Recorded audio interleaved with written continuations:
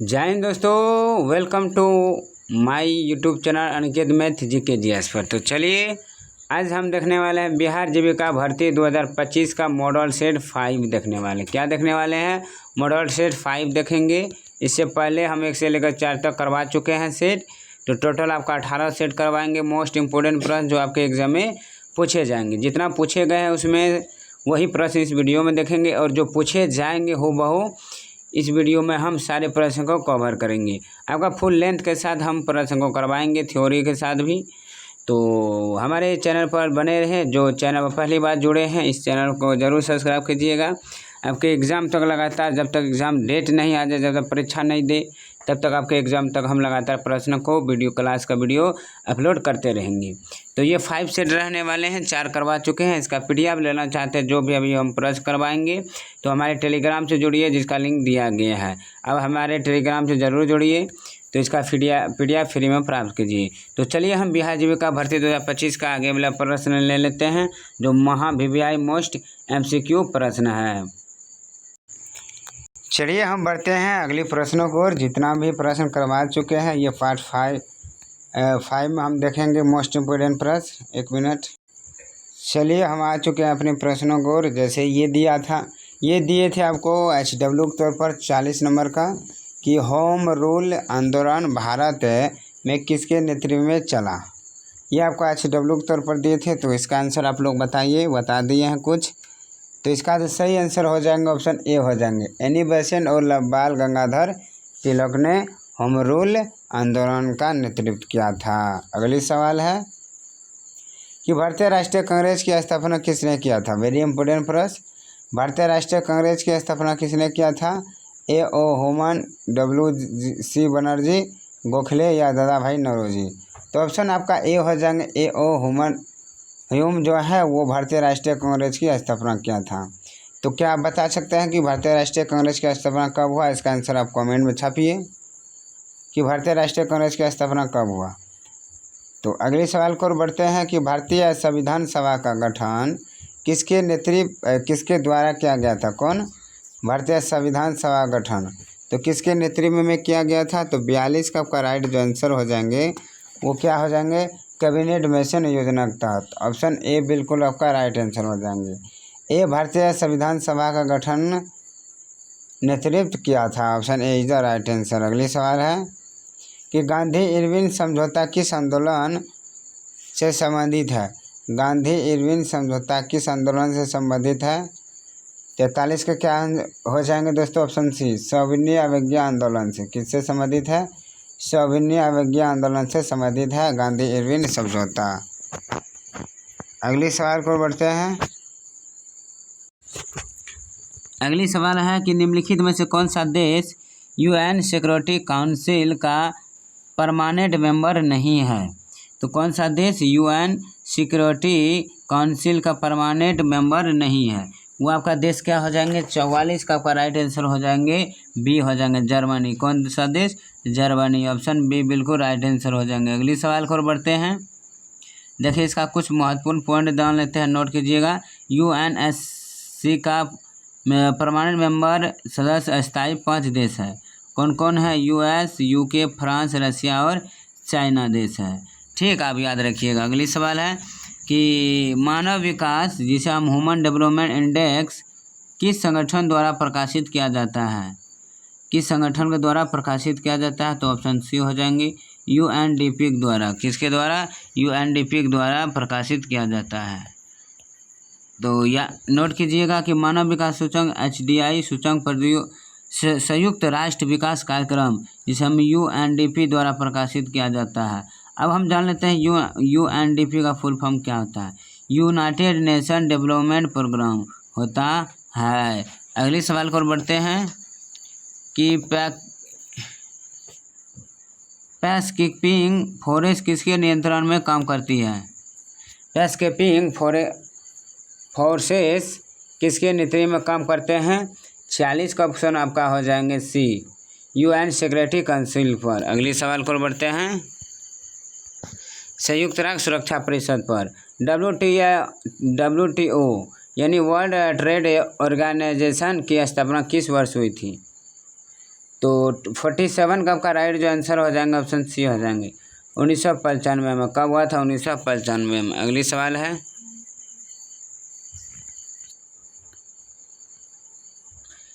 कि article 51 of the Indian constitution किस अंतर्राष्ट्रीय संगठन से संबंधित है?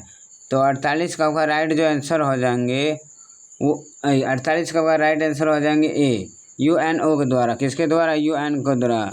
ऑप्शन ए बिल्कुल राइट आंसर हो जाएंगे। अगली सवाल को बढ़ते हैं। इसका अगली सवाल है कि head quarters of international court of justice यानी ICJ कहाँ स्थित है? तो 49 का आपका राइट आंसर हो जाएंगे बी, हेंग में। कहाँ स्थित है? हेंग में स्थित है।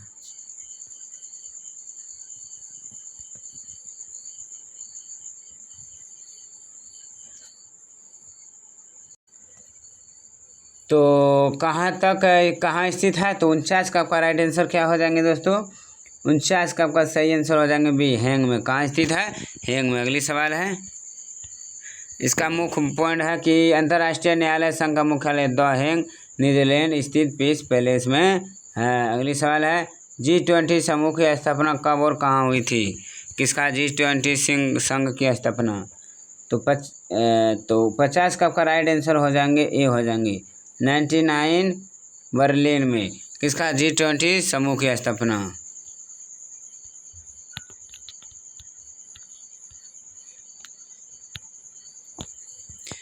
अगली है कि वर्ल्ड इकोनॉमिक आउटलुक रिपोर्ट कौन प्रकाशित करता है? वो प्रकाशित करता है IMF। कौन? IMF प्रकाशित करता है। तो इसका विस्तार पूर्वक हम जानते हैं नीचे में। वर्ल्ड इकोनॉमिक आउटलुक रिपोर्ट अंतर्राष्ट्रीय मुद्रा कोष द्वारा प्रकाशित की जाती है। IFC जो एक अंतर्राष्ट्रीय वित्तीय संस्था है, यह रिपोर्ट वैश्विक आर्थिक रुझानों और नीतिगत चुनौतियों का विश्लेषण प्रस्तुत करती है। कौन सा संगठन ब्लू हेलमेट नाम से प्रसिद्ध है? कौन सा संगठन ब्लू हेलमेट नाम से प्रसिद्ध है? वो हो जाएंगे सी, UN पीसकीपिंग फोर्स। अगली सवाल को बढ़ते हैं।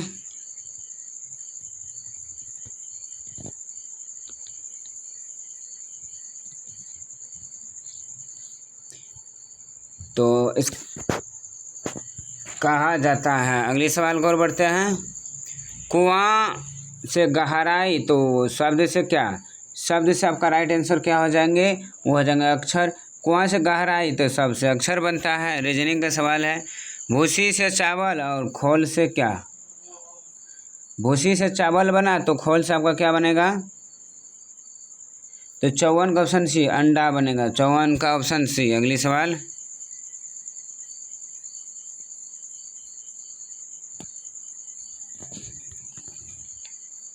अगली सवाल को बढ़ते हैं। अगली सवाल है,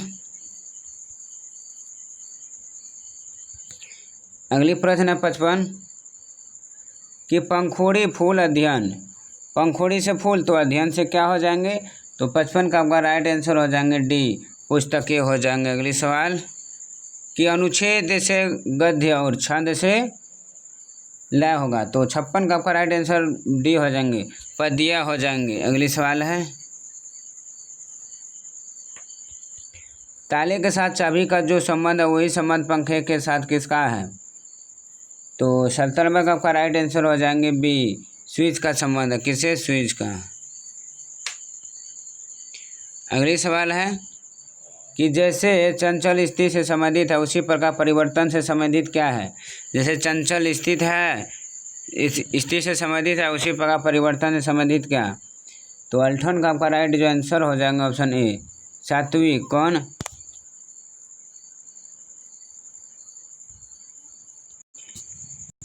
तो अनुच्छेद से गद्य होता है, छंद से आपका क्या हो जाएंगे? 56 का डी हो जाएगा, पद्य हो जाएंगे। अगली सवाल है, ताले के साथ चाबी का जो संबंध है उसी संबंध पंखे के साथ क्या हो जाएंगे?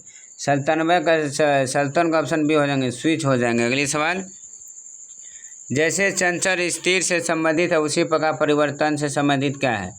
जैसे चंचल से स्थिर संबंधित है उसी प्रकार प्रकाश परिवर्तन से संबंधित क्या है। अल्ट्रॉन के ये हो जाएंगे अस्तित्व। अगली है जैसे दुर्घटना सावधानी से संबंधित है उसी ही बीमारी किससे संबंधित है। 59 का आपका बी हो जाएंगे स्वच्छता पर संबंधित है। अगली सवाल छाता का वही संबंध वर्षा से है जो कुनेन का है। छाता का वही संबंध है वर्षा से जो कुनेन कहा है। तो 60 का ऑप्शन डी हो जाएंगे मलेरिया से संबंधित है। अगली सवाल ACF से PRU और GEGK से क्या बन जाएंगे। तो 61 का आपका राइट आंसर डी हो जाएंगे TVJ बन जाएंगे। अगली प्रश्न अगली सवाल है कि B से 16 तो D से क्या, B से 16 तो D से क्या। तो इसका जो राइट आंसर हो जाएंगे 62 का ऑप्शन सी 256 हो जाएंगे। 16 को स्क्वायर करेंगे 256 होगा। अगली सवाल को और बढ़ते हैं कि B से 16 तो D से क्या 256। नेक्स्ट सवाल को और बढ़ते हैं EBCD से LMNP तो FGSI से JKLMN हो जाएंगे। 63 का आपका राइट आंसर डी हो जाएंगे PQR। यदि किसी संख्या का प्रतिशत 40 का 16% 8 है तो वह संख्या क्या हो जाएंगे। 64 का ऑप्शन सी हो जाएंगे 125 हो जाएंगे आप सोल्व करेंगे तो।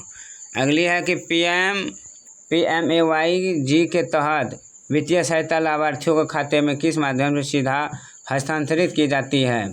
तो 65 का आपका राइट आंसर हो जाएंगे सी डायरेक्ट बेनिफिट ट्रांसफ़र से यानी DBT के द्वारा। अगली है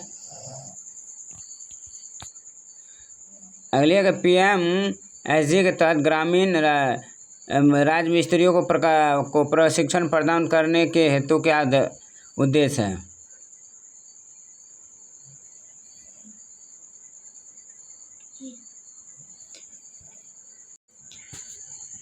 तो PMAY के तहत ग्रामीण राजमिस्त्रियों को प्रशिक्षण प्रदान करने का क्या उद्देश्य है।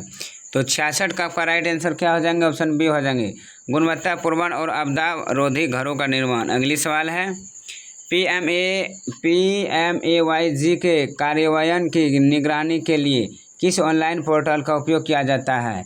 67 का सी हो जाएंगे AY सॉफ्ट के। अगली सवाल को और बढ़ते हैं PMAY यानी प्राइम मिनिस्टर योजना ग्रामीण के केंद्र और राज्य सरकारों के बीच फंडिंग का अनुपात पूर्वोत्तर राज्य और हिमालय राज्यों के लिए क्या है। तो 68 का आपका राइट आंसर डी हो जाएंगे 68 का डी हो जाएंगे 90:10 हो जाएंगे। अगली सवाल PMAY के तहत लाभार्थियों को 70,000 रुपये तक का ऋण किस रियायती ब्याज दर पर प्राप्त करने की सुविधा है। आपका सही आंसर हो जाएंगे सी 3% तक सब्सिडी। अगली सवाल PMAY का मुख्य उद्देश्य किस लक्ष्य को प्राप्त करना था। इसका जो राइट आंसर हो जाएंगे दोस्तों 70 का ऑप्शन सी हो जाएंगे 2024 तक। कब PMAY का मुख्य उद्देश्य किस लक्ष्य को प्राप्त करना था।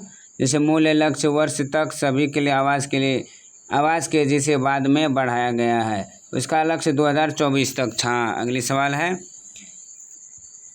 सवाल है कि PMAY के तहत घरों के निर्माण तकनीक का उपयोग किया जाता है कि प्रगति की निगरानी के लिए तो किस। तो इसका जो राइट आंसर हो जाएंगे दोस्तों 71 का आपका सी हो जाएंगे जियो